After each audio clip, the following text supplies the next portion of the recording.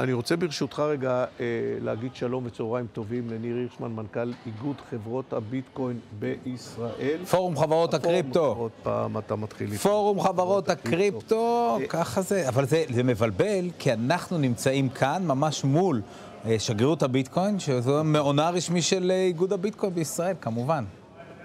תגיד, מה קרה שבעצם הביטקוין בסוף השבוע האחרון, ברגע שטראמפ התחיל את חגיגות יום השחרור, הטלת המכסים, יומיים הביטקוין לא זז, קפא על מקומו, שיחק בין 82 ל-84, כאשר השווקים היו מרוחים בצבעים אדומים. אז השווקים מרוחים בצבעים אדומים, וביטקוין נשאר באזור ה-84, ורק לאחר מכן, כאשר השווקים במזרח מתחילים לרדת, ביטקוין מתחיל לחטוף גם כן, והוא חוטף עד לאזור ה-75,000.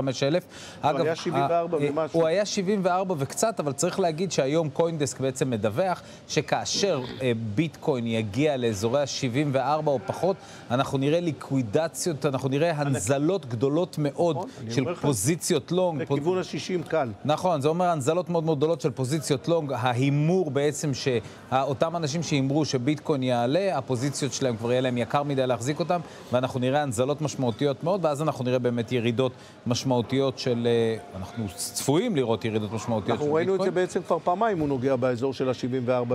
נוגע באזור של 74-75 ועולה בחזרה, אנחנו מדברים עכשיו על ביטקוין באזור ה-77,000. זה דווקא יציבות מפתיעה.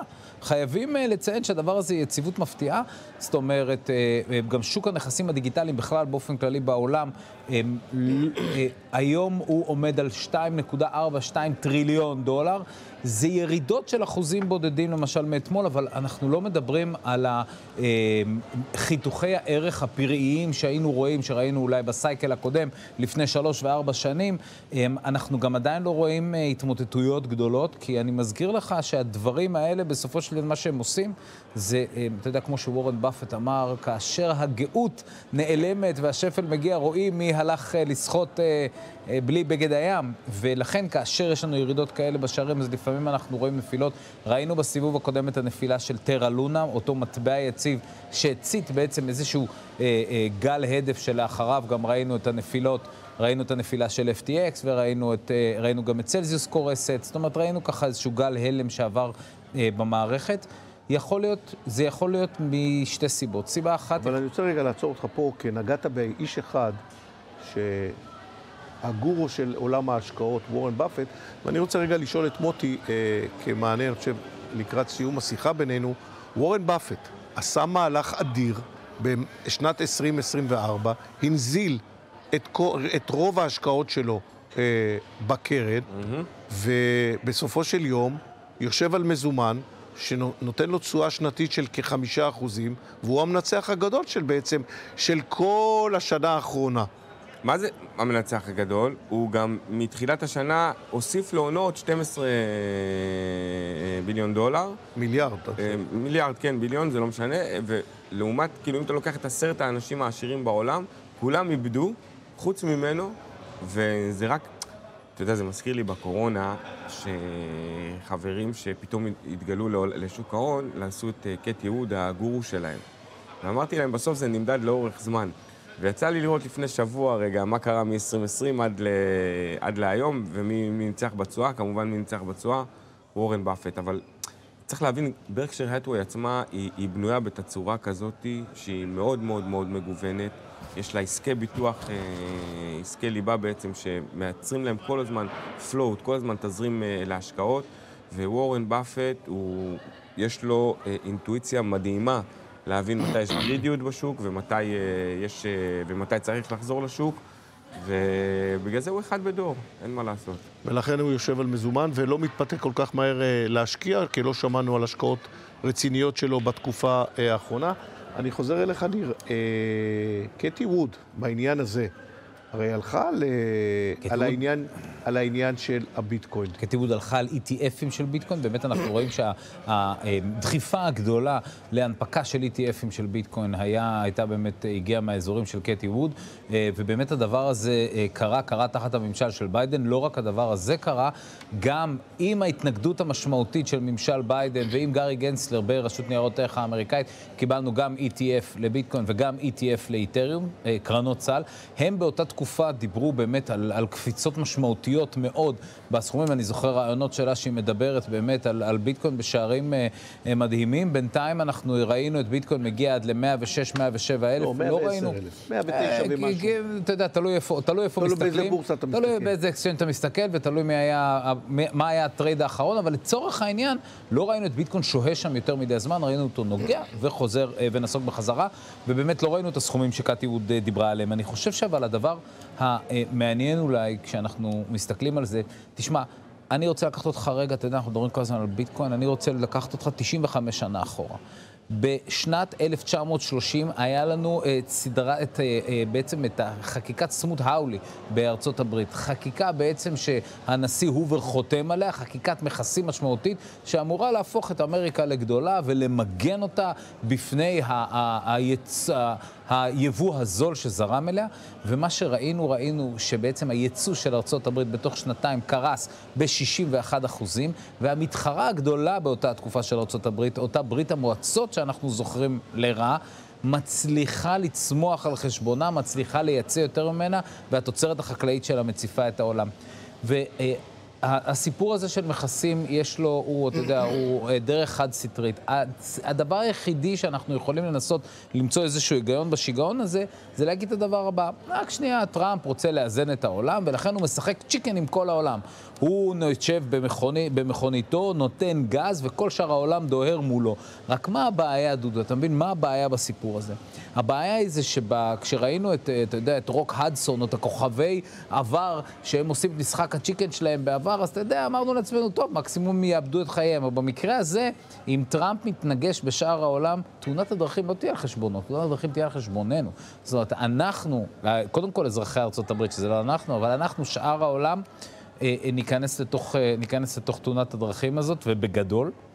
והתקווה היחידה שלנו זה שבעצם יסובבו שם את ההגה. עכשיו, אני רוצה להגיד לך עד כמה הדברים האלה, אתה יודע, רק ברמת הסנטימנט, כי בגלל שאנחנו בכזאת תקופה משוגעת, אז רק ברמת הסנטימנט צריך להגיד את הדבר הזה. יש חשבון טוויטר בשם וולטר בלומברג, לא בלומברג, וולטר בלומברג, זה בן אדם, והוא לפני 48 שעות מצייץ בעצם, הוא מצייץ את הדבר הבא, הוא מצייץ שטראמפ שוקל השהיה של 90 יום במכסים, ואז ראינו בעצם את כל המדדים מזנקים. כל המדדים מזנקים במכה אחת בשניות, זאת אומרת, ישר אחרי הציוץ הזה, והודעת הכחשה בממשל האמריקאי, והופ, הכל חוזר לרדת, זאת אומרת, יש כאן כסף, יש אנשים שרוצים להמשיך בסיפור הזה. זה שאדם מסוים צייץ, אני חושב שהוא לא אדם מן היישוב. כן, כן, כן, הוא מוכר. זה חשבון טוויטר מוכר יחסית, ויחסית אמין, אבל עדיין. אבל יכול להיות שבעצם הוא עשה פה כסף? אנחנו לא יודעים. כי מה קורה? כי אם כזאת הודעה, הזיזה את השווקים, תשים לב, הזיזה את השווקים, אם אני זוכר... ממינוס 5 + 5. כן, סדר גודל של מעל 1,000 נקודות. עכשיו מספיק שאתה קונה 1,000, 2,000 חוזים על הנסדק 100. ואתה קונה את זה דקה לפני שאתה עושה את הסנד הזה של הציוץ הזה, אף למעלה, אתה יודע, פחות נותן הערכה, אתה אומר, בוא נגיד, זה יעלה, לא משנה, קצת פחות. קצת שני, אני מניח שבגלל התזמונים האלה יהיה קל מאוד לחקור את זה בעתיד, אבל לא אנחנו לא בטוח שהממשל הנוכחי ירצה לחקור. אני לא יודע מה... אולי הם מעורבים גם. אי אפשר לדעת היום. אי אפשר לדעת, אבל אני רוצה לומר את הדבר הבא. תשמע, גם הסטר פירס שעומד... קודם כל, לא כל ה-SEC התחלף. מי שהתחלף זה גארי גנסלר, יש לא מעט קומישיונרים שנשארו.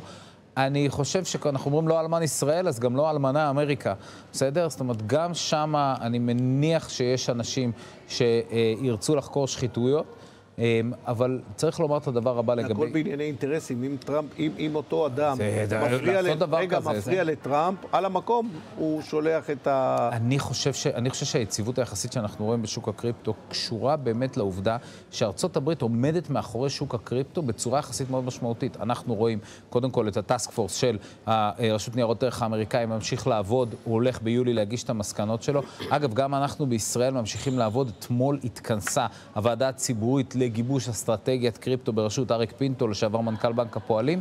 אתמול בעצם קיבלנו סקירה רגולטורית משמעותית של כל העולם. זאת אומרת, מה עושים בעולם כדי לאפשר תעשיית הקריפטו לצמוח? אגב, מי המדינות שאנחנו מסתכלים עליהן, שהן המדינות באמת שאפשרו לתעשיית הקריפטו לעבוד ולצמוח? שוויץ וסינגפור. ואתה יודע מה עשו בשוויץ וסינגפור? אני רוצה לספר לך. מה שעשו בשוויץ וסינגפור זה לקחו רגולטור אחד יהודי, שאמר, שנייה, אני רוצה לבדוק איך הדבר הזה עובד.